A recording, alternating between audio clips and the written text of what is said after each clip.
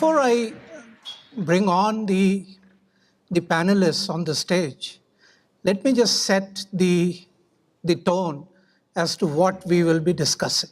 We will be discussing policies for funding research, and the disclaimer is that this picture doesn't mean anything. Okay, ever since India became an independent country 70 years ago, there's been very strong support for science in the country.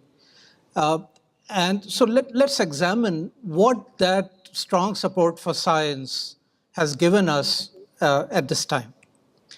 And I quote from a report that was published this year by the Department of Science and Technology, which looks at the statistics, the numbers for the input as well as for the output.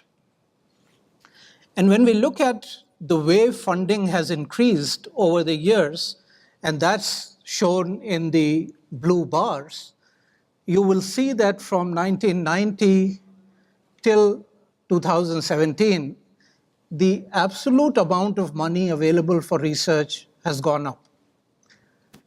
The red line, on the other hand, shows you the percent of GDP that we are spending on research. And it's worrying that over the last 7 or 8 years, the percent of GDP is falling. So today we are spending, according to government's own estimate, 0.69% of GDP on research. So that the gross expenditure on R&D, or the GERD, is 0.69% of GDP. The other important thing to see is that India accounts for under 3% of the global spend on research. And this is data from 2014 till 17. I also show you data from the India Economic Survey, which was published very recently, which shows a couple of things. If you focus on the table on top, it compares 4 different countries. So the first thing to look at is the very bottom. India has only 156 researchers per million population. I agree that the denominator in India is quite large, yet it's very striking that we have only about 150 researchers per million population. The other thing to note is how much R&D spending we are doing, and this is something that I've already highlighted earlier. Where is the money for science coming from in India compared to other countries that we aspire to be like? So if we see about 50% of our research funding comes from the government, and that I'm showing you the bar graph at the bottom. And the rest comes from a mixture of business and university. I don't know what they mean by university. They probably mean endowments and stuff like that. But very little from, hardly anything from private nonprofit. And if you see for countries like China, Germany, Korea, US, Japan, the amount of government funding in research is much less compared to private funding that goes into research. So that's a point to take home. Again, coming back to the DST report, the top table shows you the funding agencies in India, agencies that fund research. And if you see DRDO, which is the Defense Research Development Organization, gets the highest chunk of budget, followed by Department of Space and Department of Atomic Energy. Department of Biotechnology, DBT, DST come at the very bottom. I mean, sitting in this room, you would think that DBT is your biggest funding agency. The fact is, it is not. It gets very little when you compare the overall R&D expenditure. On the other hand, the graph at the bottom shows you the amount of money that various agencies spend on extramural research to fund you and me. And there you will see that DBT and DST score very highly. So DBT and DST, although they get very little money, They are instrumental in supporting research on a much wider platform in the country than other agencies that get much more money. What has been our output? And again, this is from the DST report. If you look at the Scopus database or the Sci database, you will see that between 2009 and 2013, publications in India have grown at a rate of about 7 to 14%. You can take whichever you want. The world average, on the other hand, has been about 4.5% growth in terms of annual increase in publications. So that's good. Despite the small amount of money that Indian scientists are getting, they're publishing reasonably well. The bottom chart shows you where we are placed in terms of the number of papers we publish. So we've continuously gone up from 2005, where we were 12th in the world, to 2013, where we are 6th in the world in terms of the number of publications we make. On the other hand, if you look at the total, the percent of the total publications, still India accounts for less than 4% of global publications. Going back to the India Economic Survey, we always try to compare ourselves to China, and here are the stark figures according to the government. Between 2001 and 2011, China has increased its publications output by 5 times, going from roughly 25,000 to 125,000. On the other hand, India has only doubled its publication output. And if you compare that to the number of highly cited articles, you'll see about the same ratio, 5 times more for China compared to twice for us. This is a brief of the higher education landscape in the country, about 650 universities, and you all know how they're divided into central universities and state universities and deemed universities and private universities. There are the IITs, the ICERs. In life sciences, I would say there are about 50 research institutes.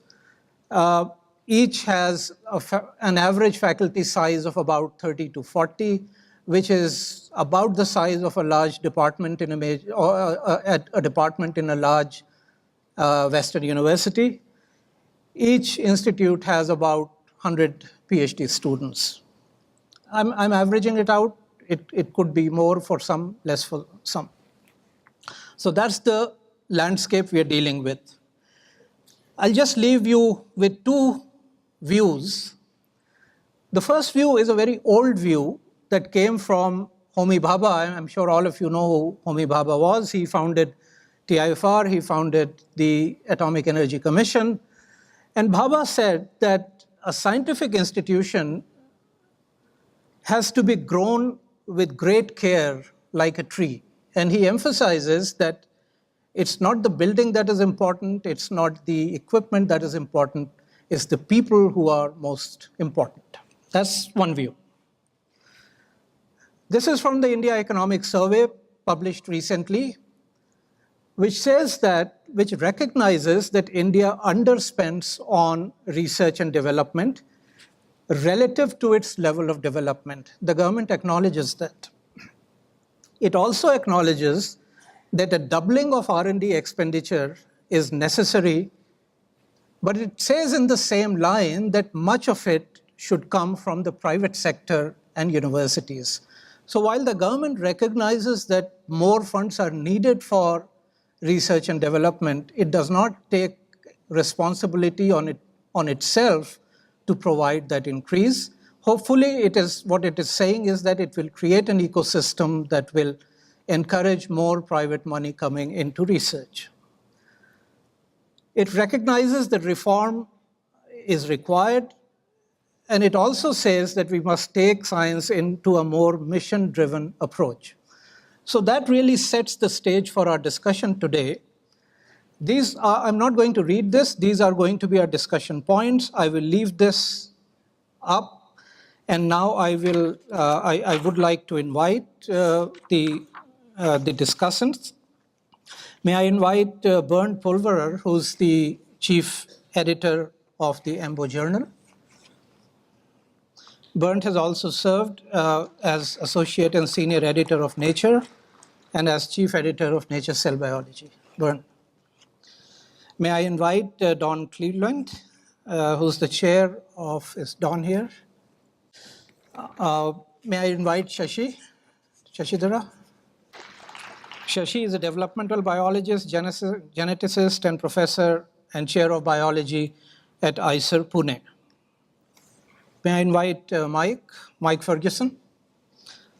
Mike is a professor of molecular parasitology at the University of Dundee. And he's been instrumental in setting up the Dundee Drug Discovery Unit and the proteomics facility.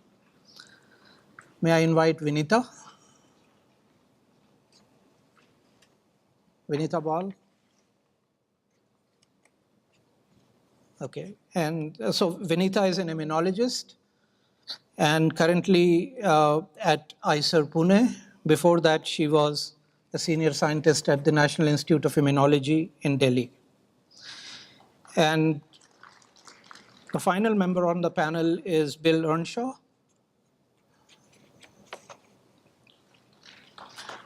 He's a Wellcome Trust Principal Research Fellow at the University of Edinburgh. So as you see, we have a very distinguished panel. So Bill, let me start with you. These are the discussion points, what we are going to discuss. So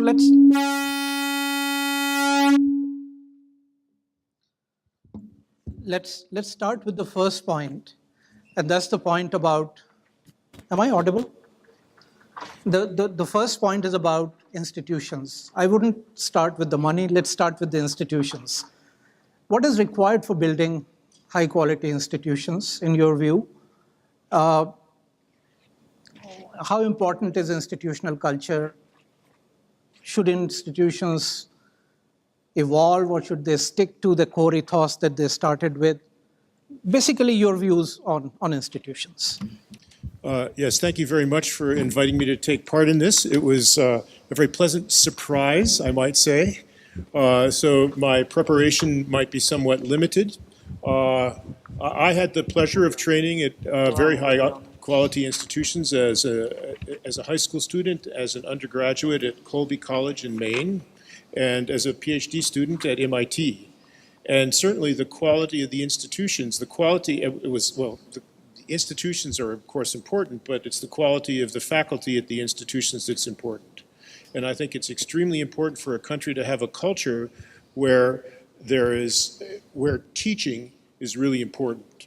Now, one of the things that I noticed at Johns Hopkins that was certainly true was the faculty members who got big grants got promoted up to professorships quite easily. The faculty members who attempted to do research and sometimes got money and sometimes had a little bit of trouble getting money, but who taught fantastic courses that inspired the students, did not always get promoted so easily. And so I think that institutions, what I think would work best there is that institutions, when growing the careers of their faculty, should have two tracks in a sense, which in my opinion should be equal. And one should be the research track for the stars who get the money and publish the big papers. And the other should be for the people who devote their lives to really training the brains of the young individuals who work there. And I think both should be nourished. I think that's enough for me for now. Okay, thank you. Mike, you've had a lot of experience with institution building. May I have your thoughts on that? Sure. Well, I think, following on from Bill, I think the culture of an institution is really important. I personally have been at the same institution for 30 years. When I joined it, it was about only 150 people, and now it's 1,000 people in the research centre. So it's grown enormously. But it's maintained its fundamental culture all the way through that process. And that's one of collegiality, of people taking delight in each other's success rather than looking over their shoulders jealously at each other's success. And I can speak of other institutions I know, but I won't name, where that's exactly what happens.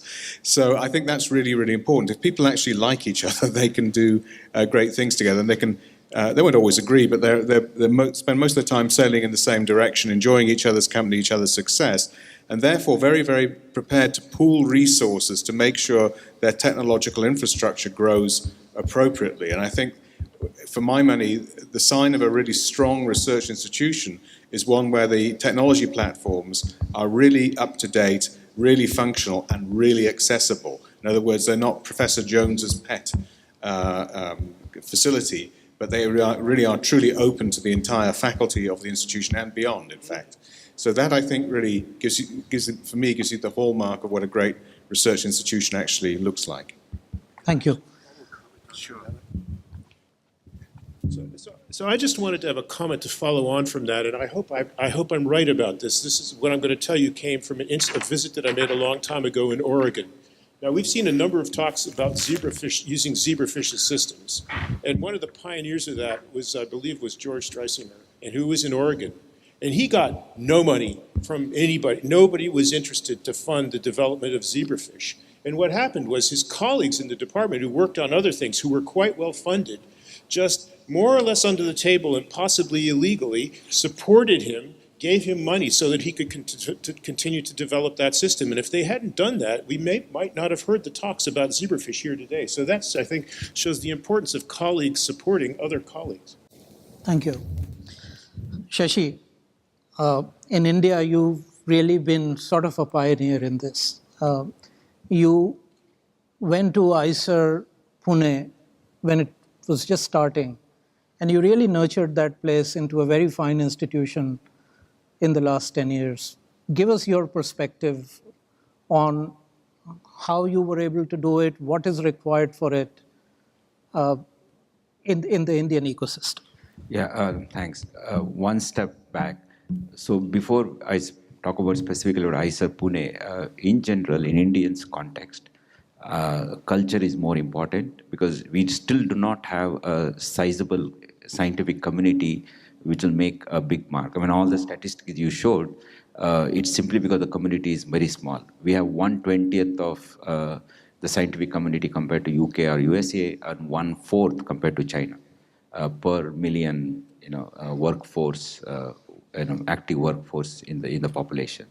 So in that context, developing a good academic community is important, and for that purpose, we need to educate, train people, and so instead of money, more than the money here, a good open, work culture where scientific methodology, scientific integrity is taught in a systematic way, and for this, we need to attract best of the faculty, and with whatever the available resources they can actually work on. Could be cell biology or molecular biology or ecology, evolution, they can conduct good quality research. That's first thing is more important.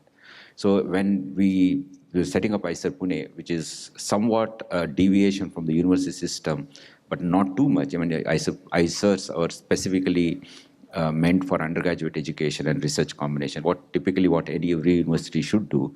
Unfortunately, India, universities do only postgraduate education and research, and colleges, affiliated colleges, do undergraduate teaching.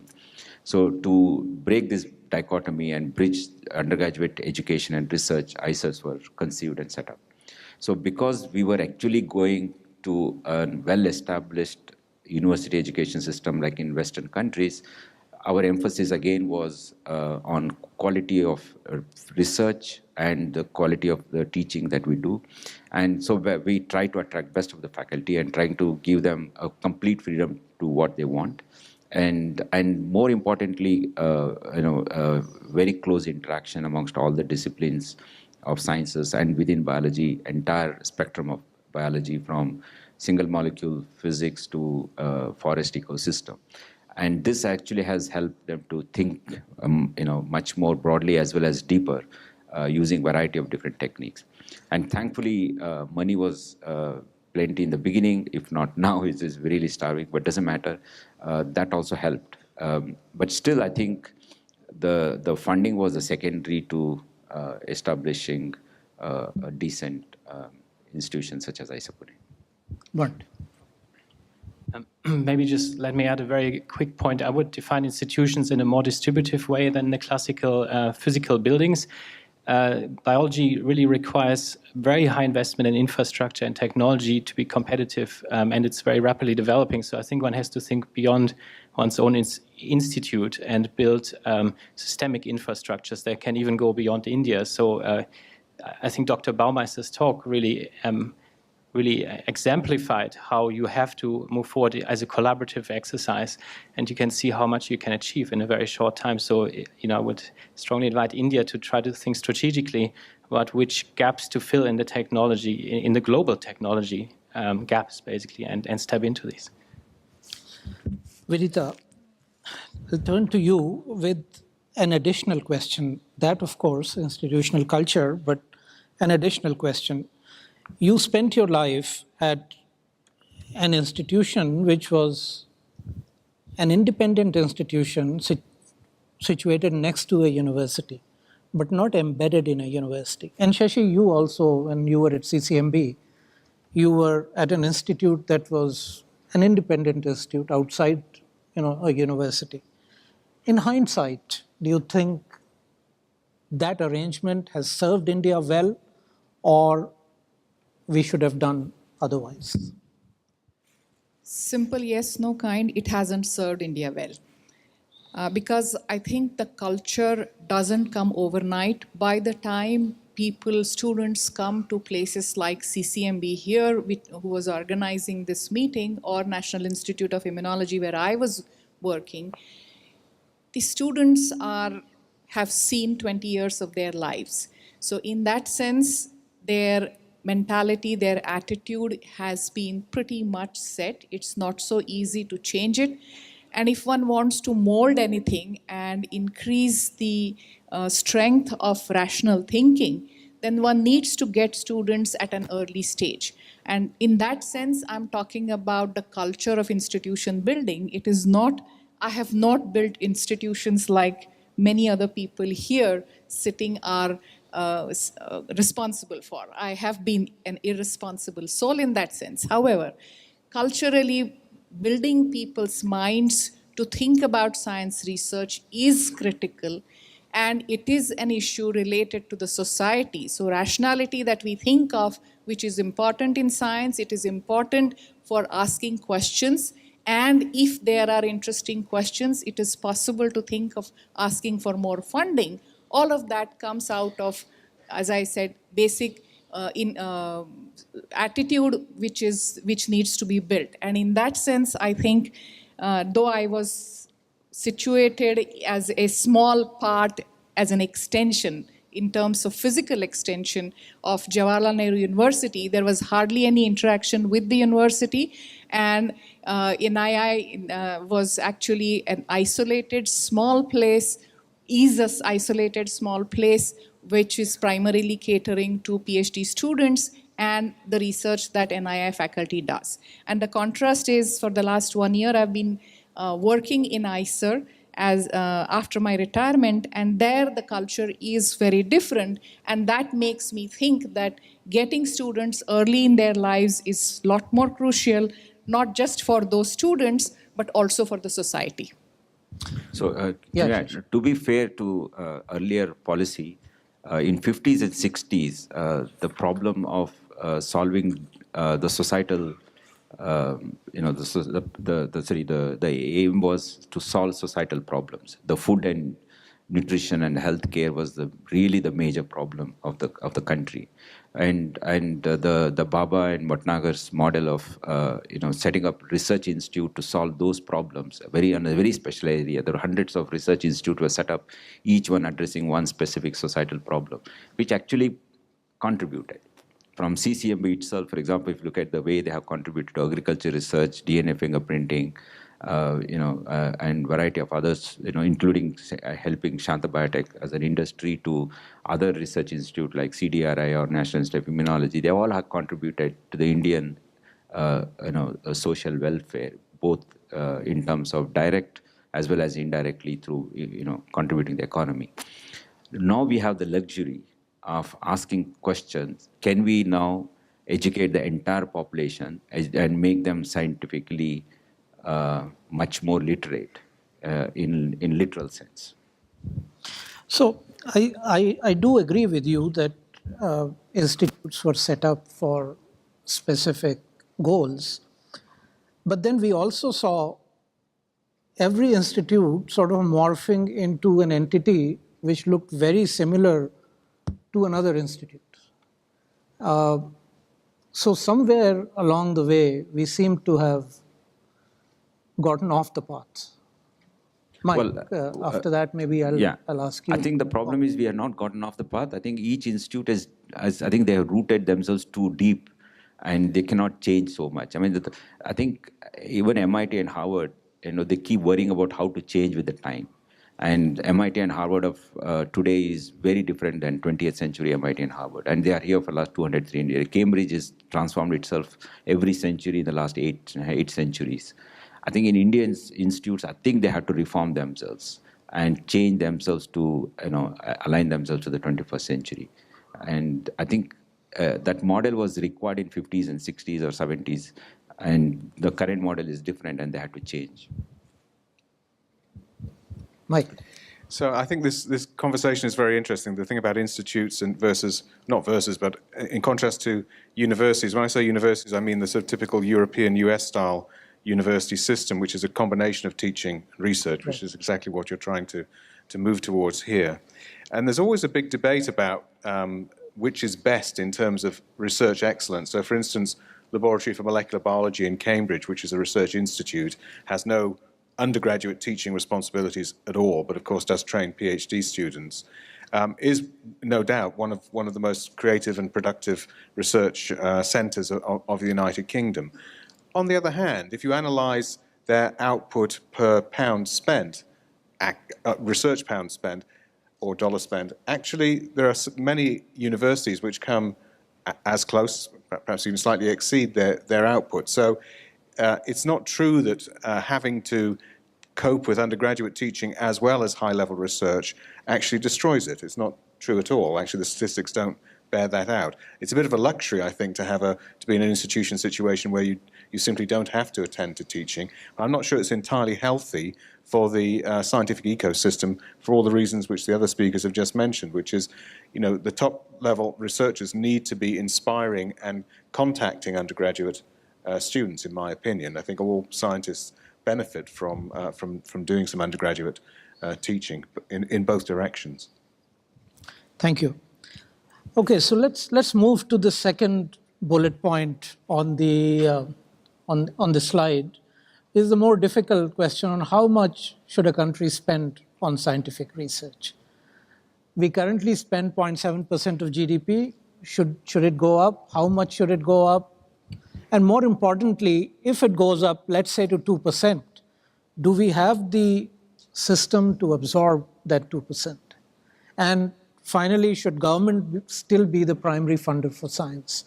So all of you, whoever. Yeah. So Indian science, as many of your graphs showed, is still at the slow growth pace, right? It is not really at a log phase, and so I think the government should be the prime funder. I think it will still take some time for the industry to catch up, and obviously, if it is suddenly increased to 2%, we don't have the capacity to spend, and it can be gradually. Let's say you can have a 10-year clear vision and say that in 10 years. From 0.7 we can go up to 2% with every year certain increase, and this will add more community and more people will come into research, so that we have better spending capabilities and with good review system in place. I just want to add one point about the review system. I don't know if it's there or not in the good management practices somewhere. So with that good review system, like what you have set up in India Alliance, and with checks and balances, good spending, and then the industry will also benefit, and slowly industry will also start pitching in. Then government 10 years later actually can reduce from 2% to maybe 1%, and remaining 1% can come from the industry. I do not have a lot of experience in this area, so I do not have much to add, but I did want to say one thing. And so in Edinburgh, there are two types of PhD programs that are offered in general. There are many types, but one of the types of PhD programs involves PhD students who are actually embedded within a company. And so that's private funding for, I see that as an issue of sort of private business funding for training, and government funding for training is an option, or government or research charity funding for an option. And I worry quite a lot about private research funding for training students. I realize that companies have a lot of money, and we would like to get the money from them, but I also know that companies have to produce a product. And so therefore students doing work, doing their training and funded by a company must be under some pressure that their experiments have to work, because the company is going to lose money if their experiments don't work. And so for this reason, I worry about that aspect of funding, and I think it's extremely important for government and also possibly disinterested charities that at least funding for training should come from them, because I believe that a student should be able to walk away from a problem after working on it for a year or two if it doesn't work, and take up a different problem that will give them a better education. And I worry that if you care too much about the outcome, you want to let that happen. Thank you. Shahid showed some data in his introductory slides, and I'm going to take off from there. One of the slides he showed said that Indian government, so research funding in India, distribution is 50%, government of India, 40-odd% is the industry, and 5% he also doesn't know, but it seems to be coming from the universities. So the way most of the universities in India work, they are really poor cousins of anybody who is trying to do research or the central universities. So that 5% point, I also don't have any explanation for. But instead of focusing on that 50%, I think I would like to focus on the percent GDP expenditure by the government, because that expenditure is phenomenally lower, as he said, 0.67 or 0.7%. And in absolute terms, it needs to go up. And I keep saying this, that if, what you were saying as well, that there is some expectation of a direct benefit if there is funding from the private agencies. And if that is kept in mind, that that is the target, then simply having education and having a culture of studying is not necessarily helped in spreading out. And if there is government funding, such commitments to showing a product or commitments to doing this and that are possibly less problematic. And in that sense, I'm a socialist and I do want to see government funding going up. It is very difficult to say whether it should be 1 point something percent or 3% or 10%. And some of us who in this country walked in August 2017 for March for Science, a little behind the rest of the world, but we did march. And at that time, this question was asked that, are you really seriously asking for 10% of the government, of the GDP going into science and science research? And at that time, I agree with Shashi that we will not be able to absorb it. But there is a graded response. And this reminds me of something that I was involved in recommending. There was a task force on women in science that was established by the government of India quite a few years ago. And you see here the minority representation of women. You see there, relatively speaking, minority representation of women. By the way, I was very glad, I'm going off on a tangent, 25% of the speakers, I looked at the photographs, 25% of the speakers for this conference was consisted of women, and I was pleased because it's very hard to achieve these numbers. But all I'm saying in a sense is you have to go on increasing, making more and more effort. So today's 25% becomes X many years later 50% because we are 50% of the population. Similarly, I'm not putting an upper limit from 0.7% to 3% or 1% or 10%. It has to be graded. The government also has to be accountable to the society, saying, yes, we are making more and more effort to put money into education, science education and research. And that's how slowly things can be built. Same logic applies to health, same logic applies to many other aspects. So I don't think this is any specific for science, but it has to be a graded response. That's all that I would like to say. Mike? Just very briefly, I think the evidence has shown that countries that invest in the long term in blue skies research in biology have always benefited also financially. So there's very good evidence that the investment will return even financially, but it goes beyond election cycles, so one has to have a long-term vision there. Also, I think investment in training more high-level researchers also has a high societal benefit. We're seeing in this era of fake news that people who are embedded in the scientific process really can carry that forward to all kinds of other human activities. So that's also a really good return on investment, I think. And maybe finally on the issue that was raised about the industrial investment, there are actually very good examples, such as the IMP in Vienna comes to mind, which is funded by Boehringer Ingelheim for many years now, over 25 years, and they had very tight arrangements on the intellectual property. So essentially that's one of the really fundamental blue skies institutes in Europe. So arrangements can be made to invest industrial generated money in research and still retain its open blue skies approach. But one has to be very careful in channeling this, because otherwise it switches very quickly to applied research, as Bill was saying. Right. Mike? Well, very briefly, I mean, should you be spending more than 0.7% of GDP? Yes, you should. But the other speakers have got it exactly right. It needs to go up in a graded way, because you don't have absorptive capacity to suddenly jump to 2 or 2.5%. UK, I think, is 1.7%, which lags badly behind, for example, Germany, which is close to 2.9%, I think. US about 3%. So, you know, I do appreciate and feel the pain of a nation where your GDP spent on R&D is lower than it should be. But you do have to build the infrastructure to absorb it first of all. The other comment I would have is about this sort of interface with industry and industrial funding of research. I understand exactly what Bill was saying earlier, but there are methods of doing this. I think, you know, businesses will fund PhD studentships in collaborations with universities. The trick is to choose projects which are off mission critical paths for the company, because otherwise it's not fair. I work a lot in the area of drug discovery. We have such studentships, and you can't put a student on a project X, which is to do with making a drug against target Y, because in 3 months' time, actually, target Y may have been devalidated and thrown out.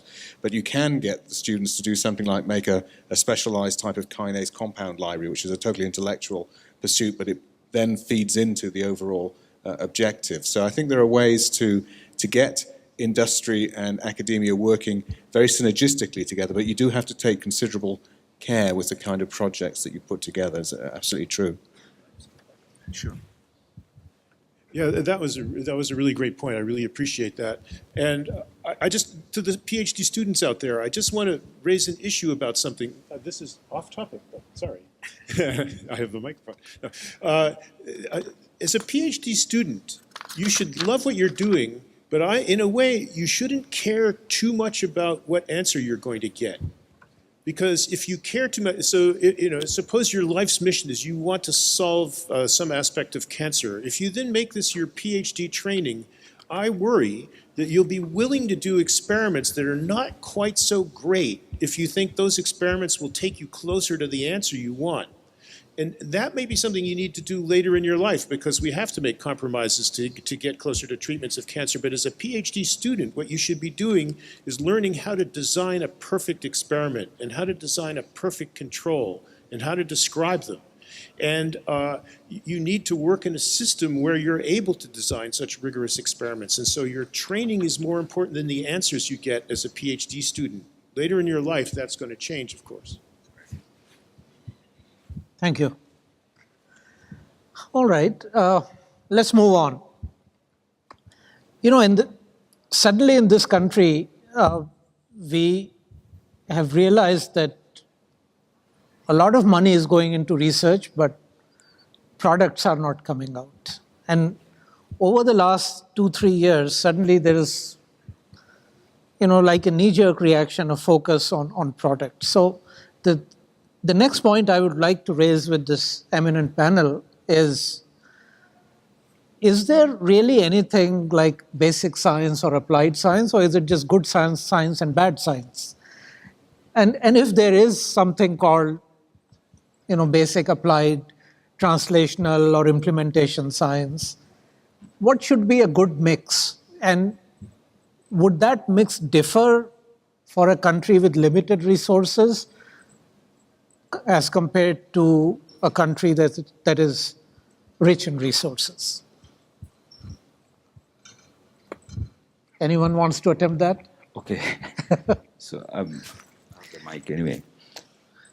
So I think basic science is important. I would actually, group them into two categories. Basic and applied, actually, you cannot distinguish so much. Every basic science is anyway applied. So basic and applied is one group, translational and implementation and maybe another group. The basic and applied is the one which actually trains people in identifying a problem and solving it. And you can be identifying a problem of dark matter or identifying the problem of, some basic biology related or somewhat related to cancer, for example. Identifying a new diagnostic marker for cancer is as blue sky research as identifying a gene which makes a group of cells multicellular organism, for example, right? So in that context, basic applied is together, and translation implementation is where a knowledge is specifically used to address a specific societal problem. So in that way, both are equally important for any country to have a capability to develop scientific competency. And without that, you can't do a good translational implementation work. I mean, I think, take India as an example. Although we have, publication-wise, we're not so good, we actually have implemented technology much better many other countries, simply because there is some scientific competency. It may be a smaller in number. People are good in physics, in chemistry, in mathematics and biology. And adopting modern technology has always been good for India. And also because we have the competency of the research competency in the society, even negotiating a technology to be imported, we are also good in that one. I think ignoring any one of these things would be bad for the society. And with the current scenario, why we had to raise our voice for science is neglecting any component of the science will not only reduces our output, it will reduce the overall scientific competency of the society. Then tomorrow we'll not be able to even implement an imported technology. I raise this because you often hear this comment, and it was said in the 40s when Bhabha was trying to establish the Tata Institute, that why does a poor country like India need an institute that does physics? Or when the African Mathematics Institute opened, there was a lot of criticism that, Africa has a lot of other problems. Why does Africa need a mathematics institute? So I would really like this panel, this very eminent panel, to articulate why basic research is important. Okay, let me make an attempt. I think Africa is very different to the Indian situation. I mean, there is a threshold level below which maybe this push for very basic research is not really warranted, because you need a critical mass to build up a successful basic research paradigm. But I think a country of the size and knowledge base as India, it's almost a no-brainer. I mean, the evidence, again, is very clear. And it's been utilized again and again. Since the LMB was mentioned, there's a very concrete reason why AstraZeneca builds a 10-fold bigger building next to the LMB within a stone's throw, because there is very strong synergism between basic research and applied research. And the challenge is more to break down the barriers between these two, rather than top-down mandating which direction to go in. It's not a binary decision. If you support basic research, for example, Silicon Valley is a great example where a lot of the US GDP came out of really blue skies basic research naturally. So you just have to break down the barriers, facilitate people from going out and developing ideas that came out of basic research, such as Google did. And that's something that will happen naturally as long as there is funding for transitions like that, and there is barriers in the communities that are broken down. I think it's more psychological very often, that students don't feel able to break out from an academic career into something more applied. Well, I spent the last probably 15 years of my career very much involved in translational research, although I'm a basic scientist. Actually, I don't like the word basic research or basic science. I quite like to call it discovery science, because that's really what it's about. And if you don't make any discoveries, you have absolutely nothing to translate.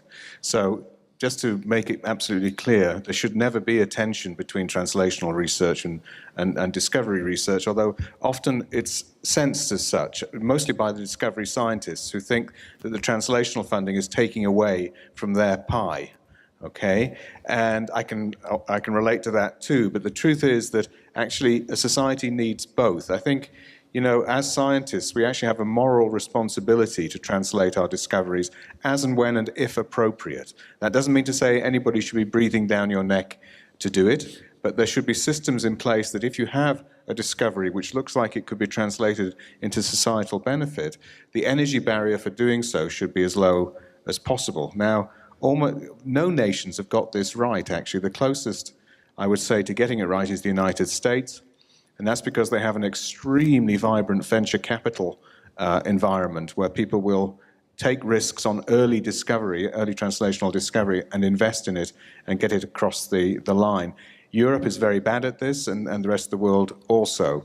Where the disconnect is, actually, is between the end of discovery science and, if you like, the implementation into product.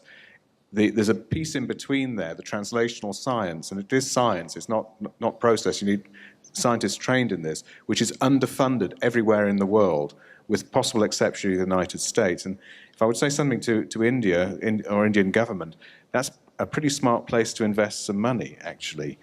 And I know you have organizations like BIRAC, for example, which I think are quite good at this. In fact, India has some of the more forward-looking systems, I would say, in this area. So you do need a mix. What is the right mix? That's a very difficult thing to say. But I would say that funding agencies that are funding discovery science should be thinking of having about 10% of their investment in that translational space as well. Otherwise, the stakeholder, which is the taxpayer, is not getting value for money out of their investment in all of us. So we do have to pay back to society as scientists. So I think probably 10% is about the right mix from a funding organization point of view. I would interpret this point somewhat differently. Instead of making a division between the rich countries and not so rich countries, I would think of this as organizations, entities which are for profit and which are not for profit. So those which are for profit, whether they are in rich countries or in poor countries or developing countries like India, they do need to have what Mike was also calling discovery and translational aspects to it, because at the end of that, they will get, quote unquote, a product which will sell in the market and which will bring the money. So they are meant for profit. That is what they would do much better. But in addition to that, I also feel this division of developing countries not needing, implied that developing countries don't need to spend so much on basic sciences, so-called basic sciences, is an inappropriate hypothesis, because being in a developing country has its own problems, and those problems are not necessarily appropriately handled by even basic researchers in the developed country. And I'll give one example for which we don't have an answer. In Britain, for example, until the HIV arrived on the scene, BCG as a vaccine. I happen to be a medically trained person, so all my examples would emerge out of that background rather than physics or mathematics, I'm afraid. But BCG as a vaccine was phenomenally effective in getting rid of tuberculosis on that island. And HIV gave a different twist. But in India, BCG as a vaccine will provide protection to children only up to 5 years of age. And many of us are actually coming down even before HIV came on the scene with active tuberculosis. The same vaccine there, same vaccine here. Is this India-specific problem? Is it a developing country-specific problem? If we don't do this research, why should any developing country do the research? Also, the people they would do the testing on are normally, not always, are coming from a different setup as compared to the setup we are exposed to and we live in. So these kinds of questions are important and they can be addressed locally, and hence I think this divide or this gradation that there should be more basic, less basic, more translational, less translational is more hypothetical, and every country needs to put in enough money for basic sciences as well as what products it can get out of it. Okay, I'm going to jump in a slightly different direction. One question you might ask is whether a country that has limited resources should afford to spend the money to train lots of PhD students. But I think we need to remember that there are many careers that a PhD enables you to pursue. So what is what is PhD training? Well, one of the things that PhD training is, what I hope my students have, is they have the ability to recognize a really important question. And then they have the ability to design an experiment. They have the ability to design a hypothesis for a way to test, to answer that question. And then you have the ability to then go and do experiments with their hands, usually, possibly with their minds, if they're just if they're using a computer, to answer the question. Now, if you took that out of the scientific, the strictly laboratory context, somebody who has that kind of training is going to be enormously valuable to any country with any level of resources. So that there are many careers associated with science. So if you get a PhD in a science lab, you might want to become a professor someday. You might want to become a highly paid researcher at a pharma company doing drugs research. But you might become a teacher. You might become anything that involves the ability to design and test hypotheses and give rational answers. Okay, that's one thing. Now, the thing about discovery versus translational research, one thing that worries me about one of the things that I see happening now is that humans are a little bit like fish in an aquarium, and we tend to move in schools, and one person or organization heads in one direction, and all of a sudden everybody's heading in this direction. And so this can mean that a relatively small number of people in a country can decide what the priorities are, and then everybody decides that these things are important.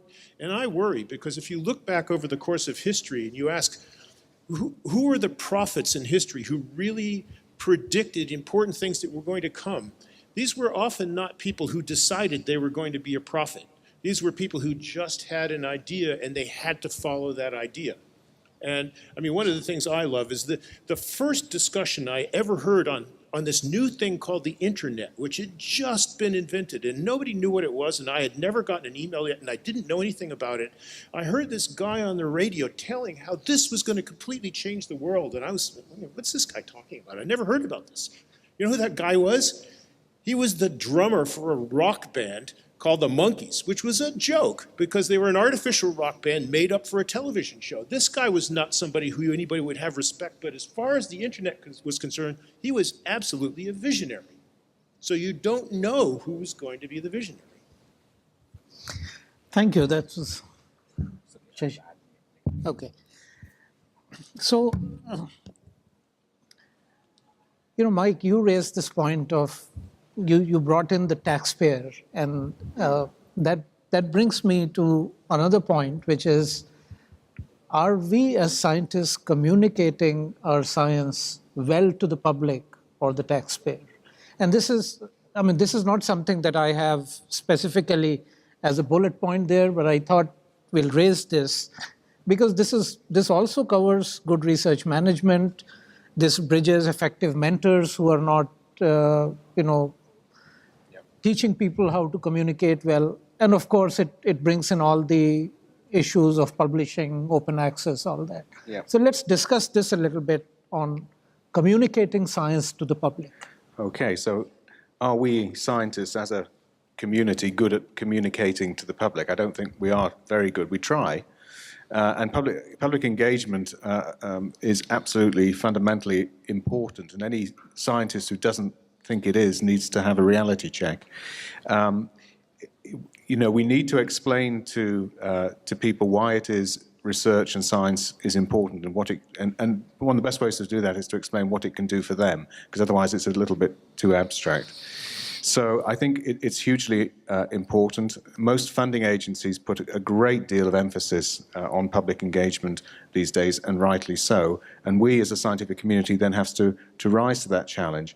But it isn't easy, and part of the reason why it isn't easy is most people are not terribly interested in science because it doesn't touch their lives significantly enough. Of course it does. They've got a mobile phone in their pocket, which is a fantastic piece of science and technology, but they don't relate to it as a piece of science and technology because now it's just something which sits in your pocket that there's a communication device.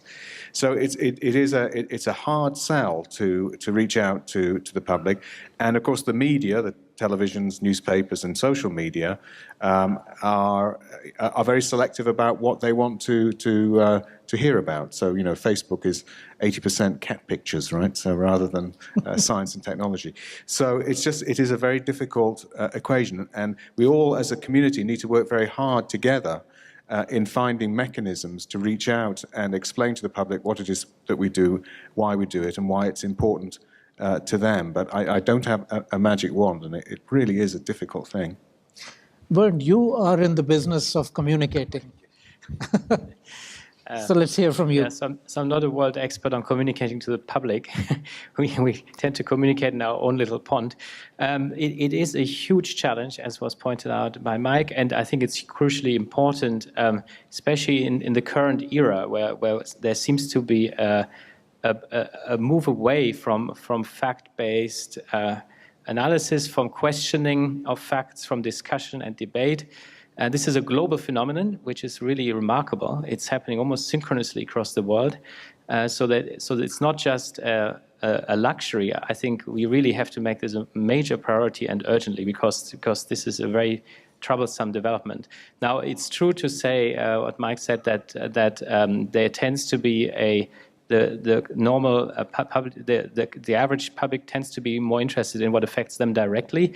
But I would sort of challenge this a little bit. I think there's very good evidence that if you communicate in a way that makes people understand why you asked exciting questions and the amazing unexpected results that sometimes came out. For example, Daniel St. Johnston's talk, where he found something entirely unexpected and turned everything upside down. That's not easy to communicate, but it's a very colorful experiment that you can communicate in a visually striking way. And our colleagues in the astrophysics community and in particular also in particle physics have done a much better job at this. I mean, this affects nobody at all in any way whatsoever, and people are extremely excited by this work. It costs an absolute fortune on the Large Hadron Collider, and everybody in Europe is unbelievably excited and proud about it. So it can be done. We just have to excite people about the background to this work. Thank you. So sometimes I wonder, Bernd, sometimes I think of an analogy. If we look back in the 1500s in Europe at the time, at the time of the Renaissance, the artistic Renaissance in Italy, and these people spent an absolute fortune on this artwork. And why did they spend such a huge amount of their budget on the artwork? I think that it had something to do with religion, but I think it also made them feel that their world was somehow better, that this work existed, and it showed what people could do. Now, all of us, I mean, basically the legacy, for those of us who have children, you may work in the lab and you may discover a lot of things, but probably the most important legacy that you will leave to the world will be your children. And we all hope that our children will live in a better world than we live in. And so I think to some extent the value of science is that we put mobile phones in people's pockets and we we give vaccines that make people, prevent people from getting sick. But I think another thing that we do is people know that we're doing what we're doing and learning this about the world, and I think it makes them feel better. And I think it's really important that what we do also has an effect on the cultures, that the culture feels like the world is moving forward. I mean, we always hope that the world is moving forward, and then we learned about a new place where 1 million people have been killed, and you think, oh my God, we're just animals like we always have been. But we hope we're moving forward, and I think that one of the things that science can do is give people that feeling. And so it gives it gives countries and people an optimism for the future. And I think that's important. So I also sort of take it from what the post-World War II, when UN was set up, the main idea was, particularly through UNESCO, was understanding the cultures of different nations, and by understanding cultures of different nations, increasing the diplomacy, and hopefully will reduce the conflict. So internationalization was proposed as a major way of reducing the conflict. And science was always used as in the front for internationalization, because science is universal, right? Whatever you do with whichever the country, evidence-based science is exactly the same. So that's why we thought, or the policymakers thought, internationalizing the science is the ideal way of reducing the conflict. And I think taking the last 2 points, science has to some extent contributed to this, but there is a big opportunity here to reduce the conflict between the nations by increasing the science diplomacy, internationalizing. Good management practices or effective mentors can be from anywhere from the world, and helping each other, promoting science irrespective of which part of the world it is, identifying the problems of different parts of the world, and using the fantastic science and the blue sky research or any method to identify the solutions. And scientists working together, sharing the data, open research, open data, open publishing, open access is the best way of further internationalizing. And in a country like India, where everybody is predicting that in the next 20 years, the major workforce of any kind, high skilled or medium skilled, would come from India. And I think internationalizing the science in India is even more important for the world. Thank you. I'll go back a little bit to the communication aspect that Shahid mentioned. Recently in India, there was quite a bit of publicity because one of our ministers mentioned that Darwin's theory is all wrong. And he also proposed that he would try to change the school curriculum to remove Darwin's theory as part and parcel of the education system. Some of us, at least, thought that it created quite a bit of stir. I don't know whether it was true or not, because one moves in a small circle. So most people I know are scientists, and all of them were quite shocked. But media comes into this, and communication also comes into this. There were TV channel programs, there were coverage in the newspaper and on internet as well. And I happened to see one program on the television, and that program was actually conducted in this context, specific context, Darwin and evolution, was anchored by one of the usual competent anchors. However, I realized that the anchor was obviously not trained in science, and because he was also struggling to say things like DNA, he was also struggling various things, his sentences were not making sense for a scientist. So obviously, if there was a science journalist who was anchoring the program might have had a better impact. And despite having half an hour's television coverage, it was really a damn squib. So this tells us that we as a community are really not reaching out adequately, not paraphrasing our work so that people will understand it and be able to communicate it further. And that absolutely is a requirement which needs to be done. And it also brings me to the question that Shashi was also saying, what is real science, evidence-based science, and that is something that is becoming somewhat of a problem for some scientists within India, that what is evidence-based science and what is pseudoscience. So if pseudoscience is the science which is getting communicated because it has more political stance or it has more excitement that is getting communicated, then we as scientists need to really introspect and see how we can communicate in much better fashion, effectively, evidence-based science and the excitement that is associated with it. Okay, so I think we're running out of time. So what I would do is maybe ask each one of our panelists to spend less than a minute and say whatever they feel like on what we've talked about today. And we'll start at one end. So just maybe one summary of this last discussion, which I found fascinating, is that really we have to start seeing science as a cultural output of our societies. Just as we all appreciate theater, we had a beautiful theater performance here during this conference. Everybody appreciates these output. Art was mentioned by Bill. We should start to communicate science as a cultural output, I think. I want to make one more point, which is on the open research, open publishing, open access. This is not only important for public communication. Actually, the public has nowadays access to most of the information with some delay, but I think the delay is not prohibitive as 6 months to information. It's much more important for accelerating science itself by sharing things in real time with other researchers so that they can build on the work of others. That's the whole point of this conference, to share unpublished information so that others will challenge you, criticize you, spar with you, and collaborate with you out of that. And the same applies for sharing science in research journals. That's why we're excited by platforms such as preprint servers, which really take that huge delay in communicating science out. And I won't dwell on this, but this is a hugely important development, I think.